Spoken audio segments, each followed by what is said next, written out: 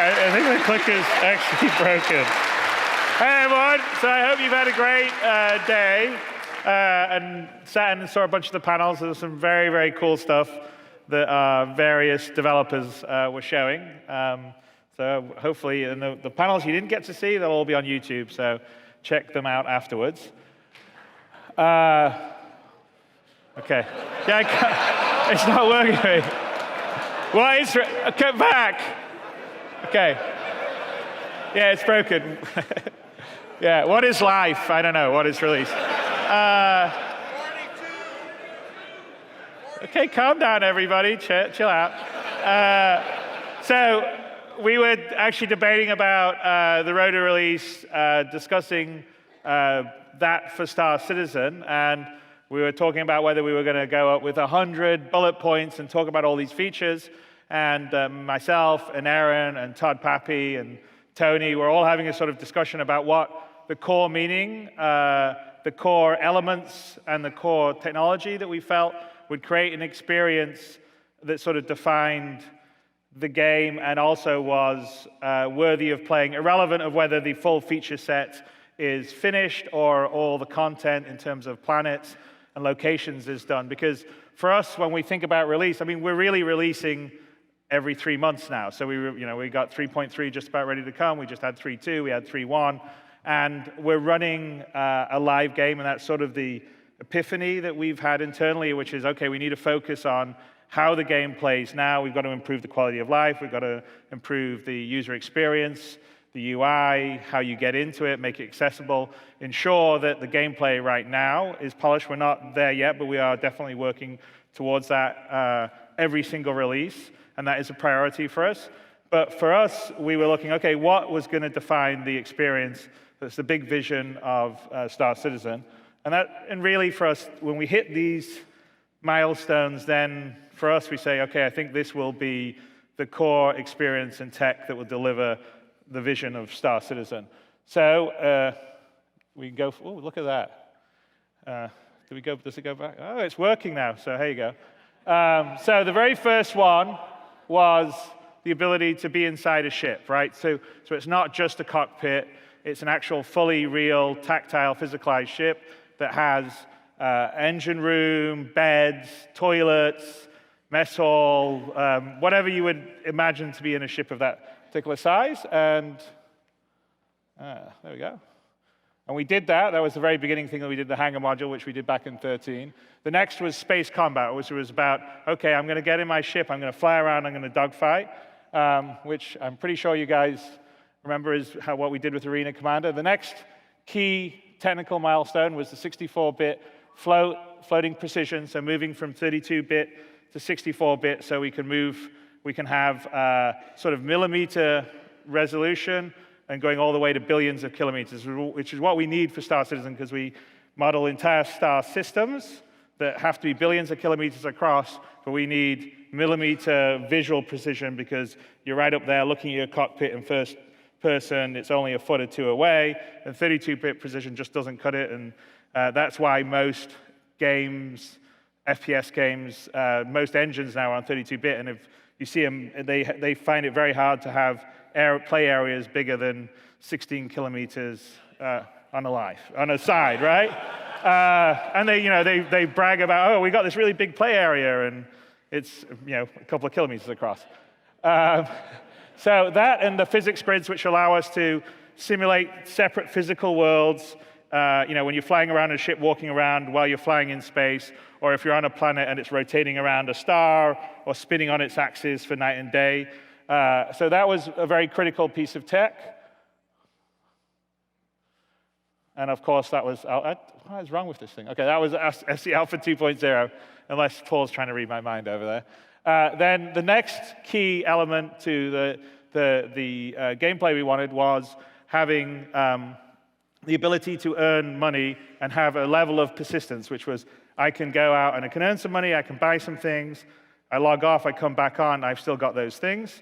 And that was, click Paul, there you go. Alpha 2.4, where we had our very first basic persistence. It was only very limited, didn't have persistence of location and a bunch of other stuff. Then the next big milestone that we needed to solve, which I don't know why we've go back. Okay, there you go. Yeah, I'll say go forward. I'll say go forward, and then you go forward. Just wait for me to say go forward. Was first and third unification of the character, and we've talked about it a lot. But it's most first-person games cheat, and they have very different animations and models for first person to third person. And then when they have their multiplayer, say battle mode, they have limited amount of actions that you can see on a third person player character that's doing, because it's very difficult to sync up the actions. But for us, since it's going to be an MMO with thousands of people, you can be sitting right next to your friend, and he's interacting with the dashboard just like you are. So you're seeing him do the same thing in third person that you're doing in first person. Also, where our guns actually aim is where the gun is really aiming. It's not sort of cheating at where the mouse cursor is. So we needed to unify it. It was quite a difficult task, but we did it. Let's go forward. And that was really kind of what Star Marine was. We had early parts of it before that. The next big thing was the planet tech. So you can see the planet or the moon, and you can go there, and you can walk around it. You can explore every single inch. So there's no fake loading screens. There's no transition down to it. There's no go down. You can only land on a certain area. And that was the procedural planet tech, which we debuted, go forward, with 3.0.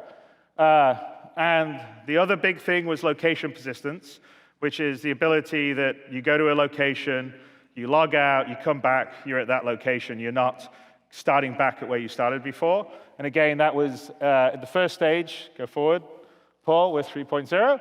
And the next big thing, which is where we're at right now, is object container streaming and bind culling. And this is actually a massive thing. I think we've talked about it. We thought originally when we scheduled it out, it was going to take about 6 months. It's been about 18 months of solid development on it. And as you all know, bind culling has been something that we've had on our roadmap, and it's been pushed back and pushed back, pushed back. And that wasn't necessarily because we wanted to push it back. It was mostly because it turned out both the object container streaming and the bind culling needs object container streaming to really make sense.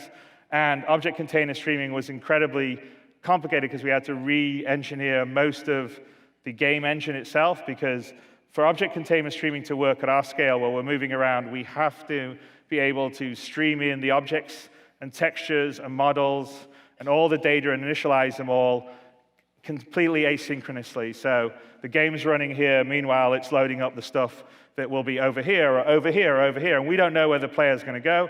And it's complicated because it's multiplayer. So in multiplayer, we have all these different players that have been going in different directions. So we need to be able to have object container streaming that works both on the clients and on the servers, and bind culling that's going to work on the clients and ultimately on the servers. So with 3.3, this is the first use of the object container streaming and the bind culling tech.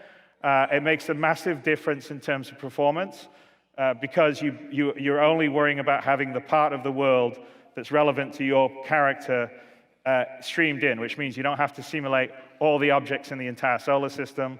You don't have to worry about them. They don't take up memory. So it's better for memory. It's better for performance.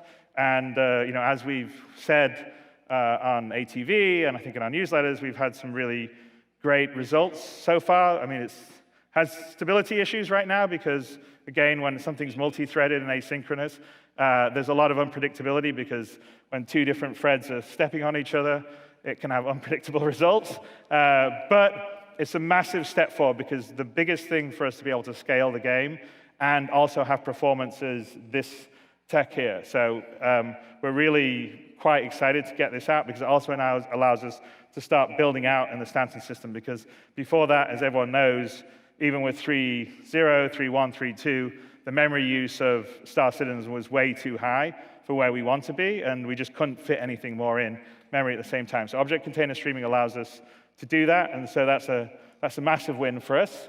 So let's move forward, Paul, and that's going to come with 3.3, which we're imminent doing. The next big sort of pillar is the ability to either buy or rent ships, and that's because the game loop is essentially going around earning money. So there's various ways to earn money. There will be more ways to earn money as we flesh out the professions. But once we earn the money, we want to spend it on something. So there's only so many suits of armor or guns you can buy, and the core sort of upgrade loop in the game is really the ships. The ships allow you to do bigger and better things, different professions, and so as a player, you want to earn money and then upgrade, and then that ship will allow you to earn more money and upgrade to a bigger, better thing and do different things. And so that was very important for us to get in. It's going to be in 3.3, both the purchasing and renting. Obviously, there's going to be some time where we adjust to try to get the economy to work properly, because we do have a problem that you can buy the equivalent of a Cessna or a nuclear carrier. And there's only like one nation on Earth, the one we're in right now, that can afford to spend $10 billion on a nuclear carrier. But we in our game sort of allow the player to have that huge range. So we've got to figure out how we make that work on an economic basis on the low end and progressing to the high end. So I'm sure it'll take us a bit of time to dial it in. But it's a major point for us. So let's move forward. And that shall be in 3.3. So then the next big pillar, and there's 12 pillars that Erin, Tony, Todd, myself, identified that we felt were really important. And the organization system, so we already have a version of it online, but this is the organization system inside the game. So you can get your org mates together, you can do things like assign out roles or missions or cost share or revenue share, specify ties for the group, or however you would like to organize it into different pods or modules for communication reasons. And we want to move that in, so build it further out on the website for some of that stuff, and then bring it across into the game, and you have all that. So you and your friends can create your organizations or groups as small or as big as you want. And then we move forward. Full persistence is the next big thing. It's the 11th thing of the pillars we think. So full persistence, we talked a little bit about it at the beginning of the day, but full persistence is the ability for you to go anywhere in the universe and, me drop this remote on the floor. Doesn't work, so I might as well drop it. There you go, right? So, and then I'm going to walk away, right? I'm going to walk out here. It's going to stream out. It's gone. And I decide, you know what? I really want my remote again. And then it's going to remember that I dropped it. It's going to stream it back in, even if it was on the surface of a planet. And it'll be there, and I can pick it up in first person. And that's a big step for us to be able to do that. And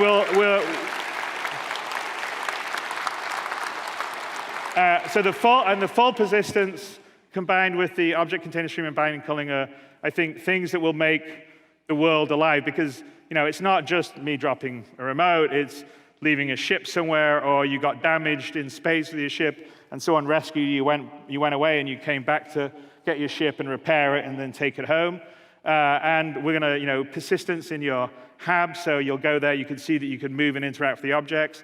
You can, find things on travels in space, take them home, bring them, leave them at your hab, or leave them in your ship. So the physical inventories are going to be very important in the game going forward in terms of being able to store and manage stuff. So the more you play, the more stuff you collect. If you're a hoarder, then you'll probably want to get a bigger room and space. And the other aspect of full persistence is the aspect of age, wear, and tear. So, I, long time ago, talked about Death of a Spaceman. That's very much on our roadmap and plan. And it's the ability for items, as they get used, to get wear. Things age. You as a character will age.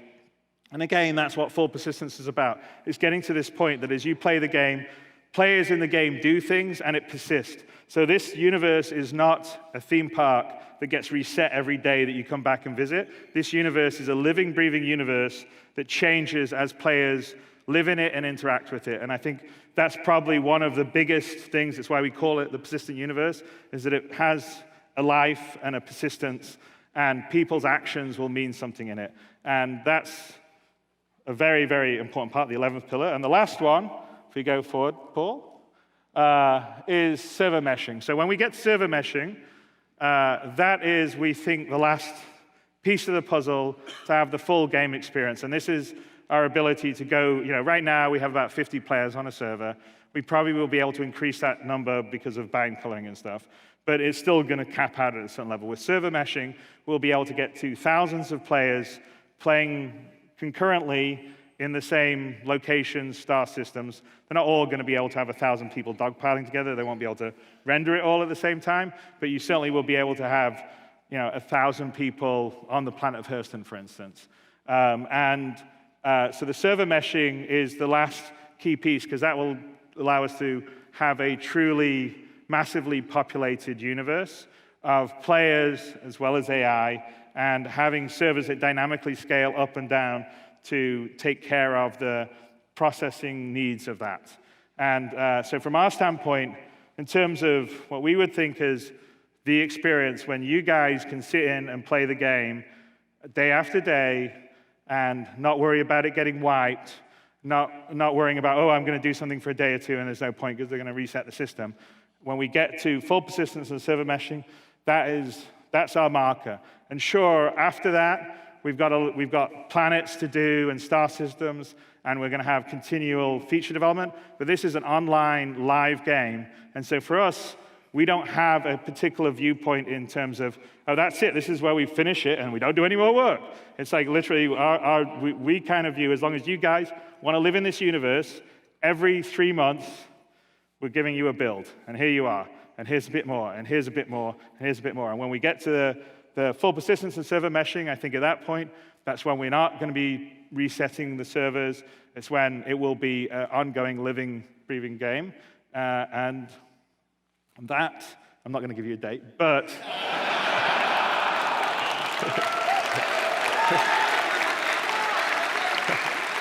but you can watch on our roadmap as we develop it.